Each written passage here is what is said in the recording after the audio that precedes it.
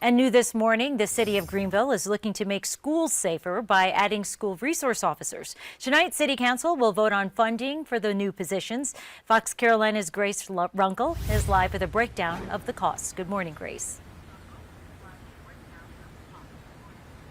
Good morning. Well, right now there are about 300 schools throughout the state that don't have any sort of school resource officer stationed at them. And here in Greenville, there are some that also are lacking that resource officer. However, the city of Greenville tonight, the council is going to be voting on funding to add 3 new resource officers to schools right here within the city. Now, we decided to look into this further, and we found that the city has actually been looking at adding these resource officers since April. They want to add 3, and they would place them at schools that currently don't have any. They include the Sullivan Center, West Greenville School, and the Sterling School. Now, the bulk of the funding would come from a state grant. So here's what that covers. It's for about $480,000, while the city is going to commit an extra $40 grand.